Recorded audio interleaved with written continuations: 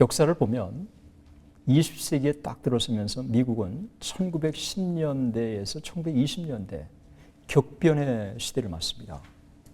그 1910년대에서 20년대 미국이 격변의 시대를 맞는 것 중에 하나는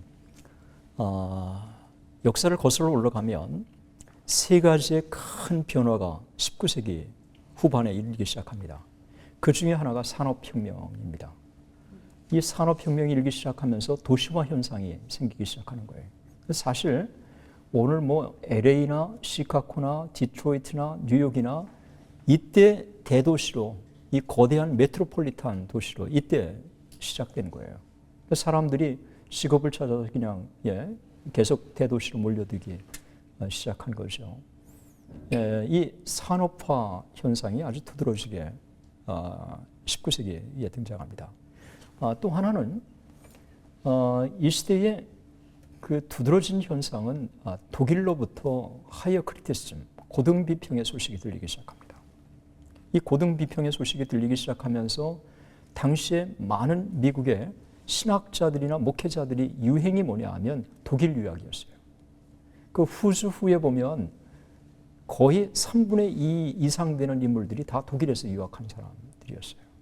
그러니까 이 독일에서 그 당시에 소위 고등비평이나 이런 비평학들이 한참 꽃을 피우고 있을 때였기 때문에 독일에서 공부한다면 결국은 자연스럽게 독일 신학을 받아가지고 본국으로 돌아올 수밖에 없고, 이들에 의해서 자유주의 신학들이 미국 안에 확산되기 시작한 것입니다. 이 시대 또 하나의 현상은 소위 다윈이즘이라고 하는 찰스 다윈의 이 다윈이즘이 그 영국으로부터 그냥 폭발적으로 인기를 끌기 시작한 것입니다. 이 찰스 다윈의 진화론이라고 하는 것은 지금까지 기독교가 갖고 있었던 이 가치관을 완전히 어게인스트하는 것입니다. 왜냐하면 하나님께서 이 세상을 창조하셨다고 하는 소위 창조론이 위협을 받기 때문에 그렇습니다. 이러면서 소위 지금까지 하나님 중심의 이 역사라고 하는 이 역사가 결국은 아메바에서 고등동물로 이렇게 쭉 발전해 가지고 오늘날 진화됐다. 그러니까 이 진화론의 산물이라고 하는 것은, 그것은 하나님께서 이 세상의 주권자라고 하는 것들에 대해서 폄하하는 이런 자연스럽게 이와 같은 현상들이 생기기 시작하는 거예요. 이러면서 소위 창조론을 그냥 주 정부에서 그것만 가르치도록 못을 받고 있었지만, 그런 주가 있었지만 결국은 점점 더 진화론을 가르치는 사람들이 점점 늘기 시작하면서 1910년대, 20년대의 미국은 하나의 소용돌이였습니다. 산업화로 인해서 결국은 머터리얼리즘, 영적 가치를 중시하는 미국 사회에 있어서 이제는 물질, 이런 것들이 중시하는 사회로 바뀌기 시작하는 거예요. 전통적인 성경 아주 권위를 인정했던 이런 사회 속에서 성경은 사람들이 만든 산물이라고 하는 인식들이 또 일기 시작한 것입니다. 전통적으로 하나님이 이 세상을 창조하셨다는 창조론이 위협을 받기 시작하면서 진화론이 결국은 점점 더 미국 이 지성계를 지배하기 시작한 것입니다. 이런 일련의 소위 도전을 가리켜서 뭐라고 그러냐면 현대주의라고 합니다. 모더니즘.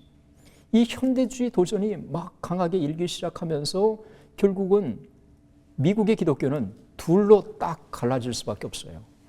현대화된 이 모더니즘에 어저스트하기 위해서 점점 더 그쪽 방향으로 문을 여는 기독교 한쪽의 흐름, 또 한쪽으로는 소위 현대주의 흐름을 어게인스트하면서 전통적인 가치를 존중하려고 하는 움직임이 미국에 일기 시작한 것입니다. 이러면서 미국 내에는 소위 현대주의 내 근본주의 논쟁이 일기 시작하는 거예요. 이게 모더니즘 그리고 펀더멘털리즘 컨트로버시라고 하는 이 소위 현대주의 대 근본주의 논쟁이 미국 내에 첨예하게 일기 시작합니다. 그리고 가장 뜨거운 정점이 언제 달하느냐 하면 바로 1910년에서 20년대에 달하기 시작한 거예요. 이런 1910년대에서 20년대에 이와 같은 것들이 달하기 시작하면서 이 시대에 D.L. 무디도 사라졌죠. 그리고 그 R.A. 토레이도 점점 더 영향력을 줄어가죠. 이런 시대 속에서 혜성처럼 등장한 인물이 바로 이 빌리 선데이입니다. 그래서 이 빌리 선데이가 소위 전통적인 가치관, 전통적인 기독교를 한편으로는 계승하면서도 또 현대화된 이 사람들에게 아주 메시지를 잘 전하는 이런 인물로 떠오르기 시작한 거예요. 더군다나 소위 미국의 메이저 리그 야구 선수로 이름을 날린 지명도 있는 사람이 은혜를 받고 부흥사로 딱 그 소위 활동하기 때문에 인기를 그냥 끌기 시작한 거예요. 그래서 이 빌리 선데이 집회에 상당히 많은 사람들이 그냥 찾아들기 시작했고, 그리고 열광적으로 이 빌리 선데이를 환영하기 시작합니다. 그가 1910년에서 20년대까지 이 공식적인 집회만 548회를 인도했고, 그리고 거기에서 은혜 받은 사람들이 87만 75명이라고 하는 통계가 딱 있어요. 사실 이 기록의 통계에 포함되지 않는 사람들까지 합친다면 참 대단히 많을 거라고 생각을 합니다. 그런데 이 빌리 선데이라고 하는 인물이 역사에 등장해 가지고 아주 최정점에 활동했던 때가 언제냐면 1917년에서 18년, 바로 요 2년 사이라고 보아하시는 거예요. 그래서 이 기간 동안에 빌리 선데이 집회가 정점에 달하고, 그리고 그 중심이 어디였느냐, 보스턴, 그리고 시카고, 뉴욕이었습니다. 그 중에서도 이 보스턴에서의 반응은 아주 대단했어요. 그래서 10주간 열린 이 보스턴 집회에서 150만 명이 그냥 연인원이 참석했습니다. 여러분, 150만이면 그 당시에 이거 굉장한 거예요. 이 150만이 참석해가지고 그 중에서 정말 순수하게 예수 그리스도를 구주로 영접하기로 결심한 사람이 얼마냐면 6만 3,484명이었습니다. 이 숫자는 아주 정확한 통계 기록으로 볼 때 상당한 숫자고, 그리고 신뢰할 만한 통계라고 하는 게 일반적인 평가라고 볼 수 있습니다. 사실 한 집회에서 150만 명이 참석했고, 그 중에서 6만 명 이상이 회심을 하고 예수 그리스도를 영접했다면 이거는 누가 봐도 성령의 역사라고 볼 수 있어요. 그러니까 하나님의 역사는 다양한 사람을 통해서 다양하게 사용해 주시는 거예요. 제가 이 부흥에 대해서 관심을 갖고 쭉 보면서 하나님은 은사주의자들도 사용하시고, 또 하나님께서는 또 전통적인 사람들도 또 사용하시고, 또 하나님께서는 또 청년들도 사용하시고, 또 소년들도 소녀들도 사용하시고, 하나님이 다양한 채널들을 사용하시는데, 그 시대에는 하나님이 빌리 선데이를 들어서 하나님 위대한 역사를 이루신 것이라고 볼 수 있습니다. 여러분, 보스턴 그러면 이 보스턴에 제가 이 현장을 찾아가지고 제가 있는 뉴헤븐에서 그냥 3시간이나 막 달렸어요. 한국 그 속도를 따진다면 140km로 그냥 막 달려가지고 보스턴에 갔고, 이 보스턴 지역은 하버드 대학이 있잖아요. 그리고 보스턴 대학이 있고 MIT가 있잖아요. 여러분, 미국 내에서 정말 한 지역을 중심으로 가장 많은 대학이 포진되어 있는 게 보스턴이에요. 이 보스턴이, 그리고 이 보스턴 이 지역은 영적 각성의 진원지기도 해요. 그러니까 1차 대각성 운동, 2차 대각성 운동 하면서 D.L. 무디의 신화, 이 모든 것들이 다 보스턴에서 이루어진 지역이기도 한 것입니다. 그리고 이 보스턴 지역은 소위 뉴 잉글랜드 중에서 청교도 전통이 가장 오랫동안 계승되어 왔던 것이에요.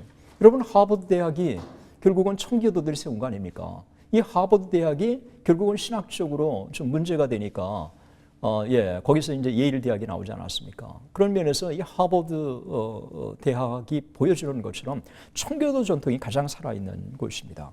그리고 부흥의 역사를 보면 1857년에 미국 내에 정오 기도회가 열리는데, 이 정오 기도회 동안에 소위 비즈니스맨을 위한 이 정오 기도회가 가장 꽃피웠던 게 이 보스턴 지역이었어요. 그래서 이 보스턴 이와 같은 소위 이와 같은 지역 중에서 보스턴 커먼이라고 하는 이 지역은 보스턴 중에서도 중심이었습니다. 제가 물어서 이 보스턴 커먼을 갖고 이 보스턴 커먼에 그 파크 스트리트 철치라고 있습니다. 여기는 참 대단한 사람들이 여기에 거점을 마련했는데 이 고든 코넬 신학교라고 아주 좋은 복음주의 신학교가 있습니다. 이게 바로 이 파크 스트리트 철치에서 시작되었고 사실은 풀러 신학교도 거기서 고민을 하는 가운데 시작되었다고 해도 과언이 아니에요. 그 파크 스트리트 교회를 찾아서 제가 막 갔죠. 보스턴 커먼이라고 하는 거는 그 지역은 아주 공원인데 너무너무 아름답더라고요. 그래서 막 달려서 그리고 파크 스트리트 철치를 물어가지고 제가 딱 갔는데 이 교회가 전통적인 교회 모습 그대로 그날따라 참 너무너무 하늘이 맑았고 그 참 파크 스트리트 철치가 아름답게 다 지켰어요.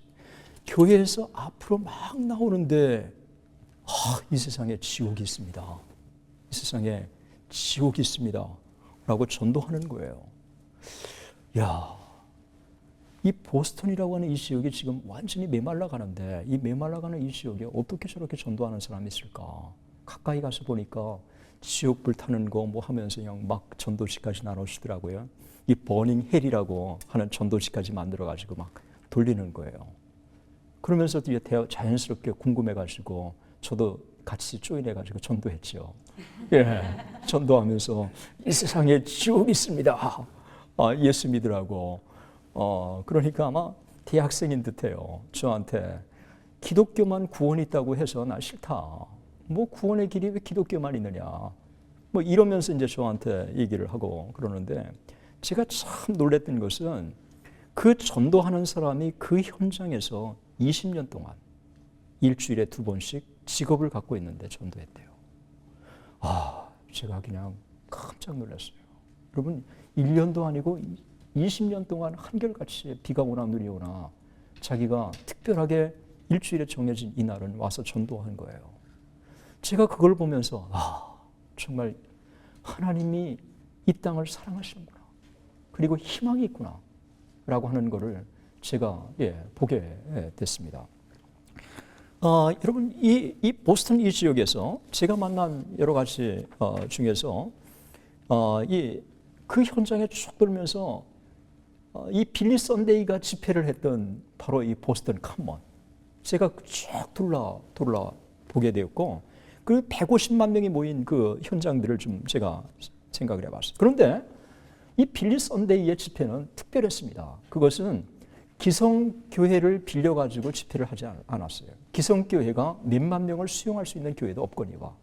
그래서 특수 천막을 늘 어디 가나 만들었는데 이 보스턴에서도 4만 5천 달러, 그 당시에 4만 5천 달러라고 하는 것은 오늘날 뭐 거의 45만 달러라고 할 만큼 큰 돈이었는데 이걸 들여가지고 그 엄청나게 큰 거대한 그래서 18,000명이 수용할 수 있는 천막을 딱 세운 거예요. 이 보스턴 지역에 이 천막을 세워서 거기에 모여드는 많은 사람들에게 메시지를 전하는 것입니다. 그래서 때로는 그냥 자리가 비좁도록 앉아가지고 그냥 빽빽하게 앉아도 몇만 명이 앉을 수 있느냐 하면 4만 명까지 맥시멈으로 앉을 수 있어요. 그런데 어떤 때는 5만 5천 명이 모여가지고 1만 5천 명이 돌아간 지역도 그런 경우도 있습니다.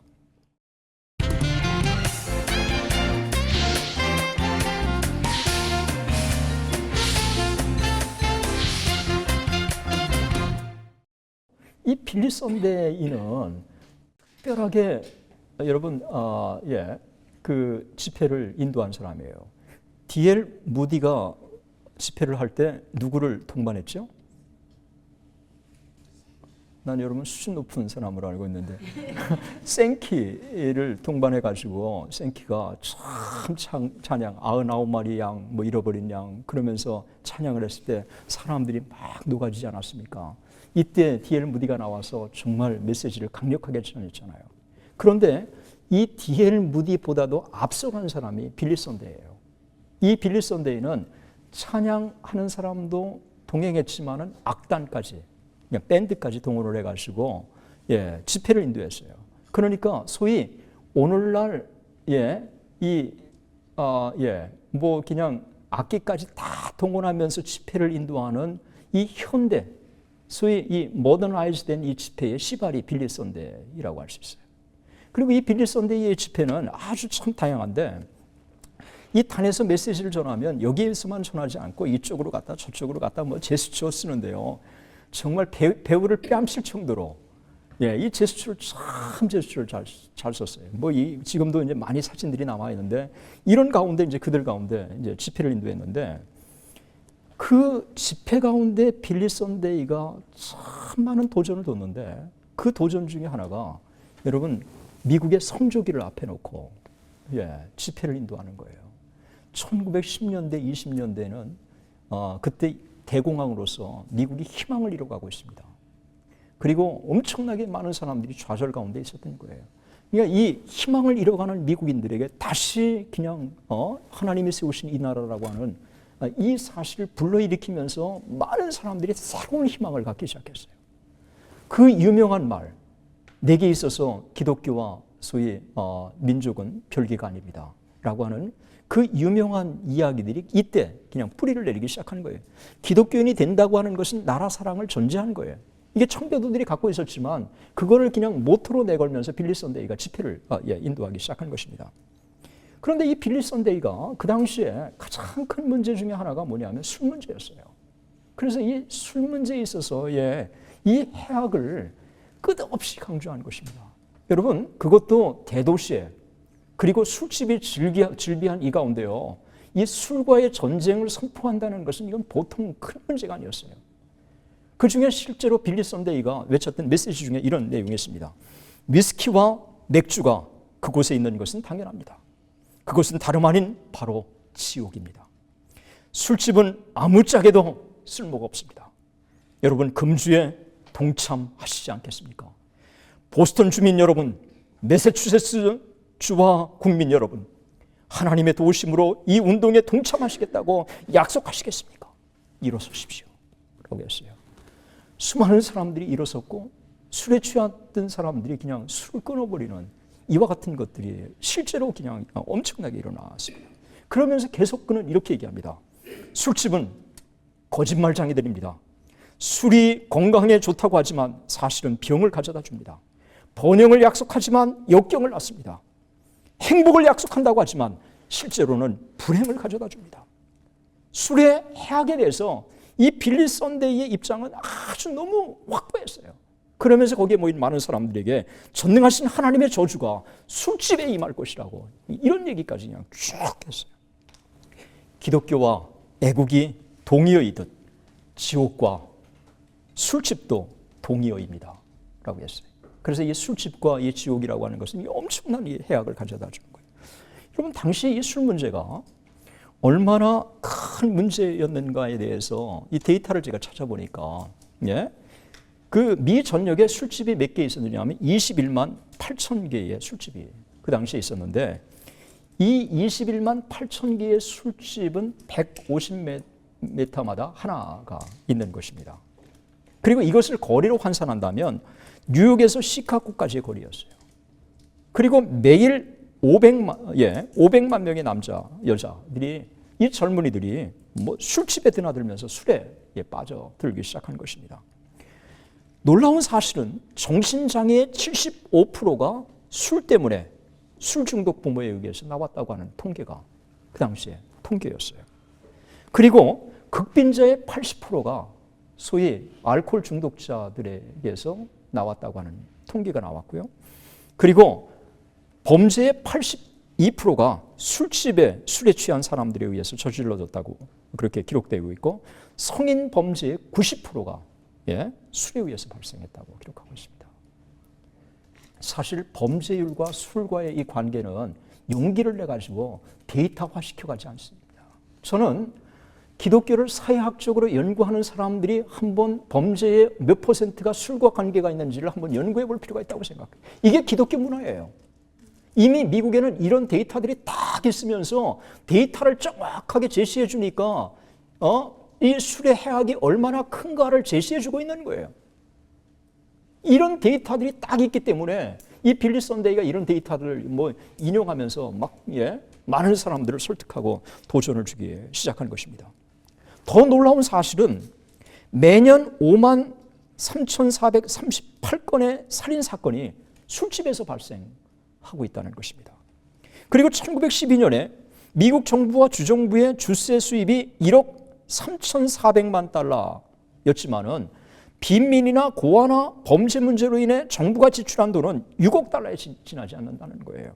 그러니까 소위 주세 수입보다도 훨씬 더 많은 돈이 술로 인한 사회 문제에 이게 투입되고 있다는 것을 보여주고 있는데, 이런 상황에서 미국의 희망을 꿈꾸던 많은 사람들은 좌절하고 절망할 수밖에 없는 거예요. 그래서 이 그의 메시지가 엄청난 설득력을 지니기 시작을 한 것입니다. 그래서 이 보스턴 지역의 많은 사람들이 놀랍게 반응하기 시작한 거예요. 그래서 이 빌리 선데이의 한 사람을 하나님께서 그 시대의 도구로 사용하신 것 중에 하나가 결국은 희망이 없는 그들에게 새로운 희망을 안겨다 주기 시작했고, 그리고 기독교인이 된다고 하는 것은 나라를 사랑한다고 하는 것을 의미해주고, 그리고 기독교인이 된다고 하는 것은 역시 사회해악에 무관심한 게 아니라 정말 이 사회개혁을 선도하는 것이라고 하는 것을 분명히 선명하게 보여준 것입니다. 술뿐이겠어요. 담배도 참 심각한 문제였겠죠. 이 빌리 선데이가 우리의 힘으로 할 수 없습니다. 그러나 하나님께서 함께해 주시면 할 수 있습니다. 그 빌리 선데이가 희망을 잃어가는 그들에게 정말 이 술 문제에 대한 이 해악, 이런 것들을 미국에 도전을 주기 시작하면서요, 미국이 다시 일어나기 시작한 거예요. 바로 이와 같은 이 빌리 선데이의 이 엄청난 부흥의 역사에 도전을 받아가지고 등장한 사람 중에 한 사람이 여러분 빌리 그레엄. 이런 사람들이 이 젊은이들에게 엄청난 도전을 주는 것입니다. 그런데 이 빌리 선데이에 하나님께서 귀한 도구로 사용해 주셨는데, 이 빌리 선데이가 하나 실수한 게 하나 있습니다. 이거는 부흥운동의 지도자든가 아니면 교회 지도자들 중에서 귀를 기울여야 될 부분이라고 생각해요. 그 부분은 뭐냐면 빌리 선데이가 가는 곳마다 헌금을 얻었어요.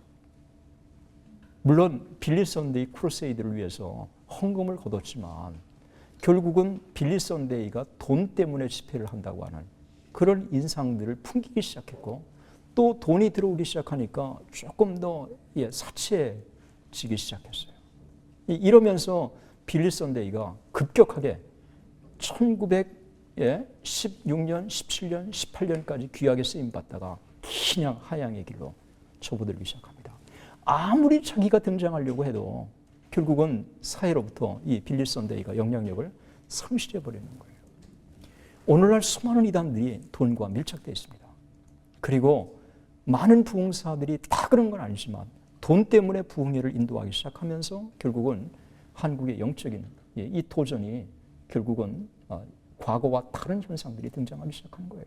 이 목회자들 중에서 돈 앞에 무릎을 꿇는 사람들이 많은데, 이 돈 앞에 무릎을 꿇게 되면 정치적인 이 영적인 생명력은 다 사라지게 되는 것입니다. 그래서 이 빌리 선데이의 이와 같은 강점과 약점을 다 간파하고 이것을 자기에게 주는 도전으로 받아들여 가지고 현대 부흥운동을 능력 있게 전개한 사람이 바로 빌리 그레엄이에요. 이 빌리 그레엄이 일생 동안 그렇게 추앙을 받는 이유는 그가 윤리적으로 깨끗했기 때문에 그렇습니다. 때문에 미국의 역대 대통령들이 다 그 앞에 참 조찬 기도회를 받고 싶고 기도회를 받고 싶은 것이라고 여겨져요. 그러면서도 제스처나 역동적인 예배, 이 모든 것들을 빌리 그레엄이 그대로 따르게 되는 것입니다. 우리는 때문에 역사 속에 귀를 기울여야 되는 것이고, 또 역사 속에서 우리가 귀를 기울이고 그것을 우리 자신에게 접목시킨다고 한다면 하나님께서 우리 개인들을 귀한 도구로 사용해 주실 것입니다. 새로운 시대 빌리 선데이를 도구로 사용해 주신 하나님, 그리고 그에게 강점과 약점의 이 객관적인 분석을 통해서 오늘 이 시대를 살고 있는 우리들이 어떠한 양심을 가지고 어떠한 태도를 가지고 주의 일을 우리가 감당할 것인지 우리에게 도전을 주고 있습니다. 우리가 거룩한 꿈을 꾸고 하나님 앞에 능력을 달라고, 부흥을 달라고, 성령 충만을 달라고 기도하면 하나님이 반드시 주실 것입니다. 그리고 그를 귀한 도구로 사용해 주실 것입니다. 그때 소위 초심을 잃지 않으면서 하나님 앞에 무릎으로 나갈 때 그는 하나님 앞에 좀 더 그리고 훨씬 더 존귀한 그릇으로 계속해서 쓰임받을 것입니다. 우리는 이 시대에 있어서 빌리 썬데이 같은 인물이 많이 등장해야 되지만 빌리 썬데이의 약점을 극복하는 그런 하나님 앞에 귀한 지도자들이 기라성같이 배출되었으면 좋겠습니다. 아멘. 감사합니다.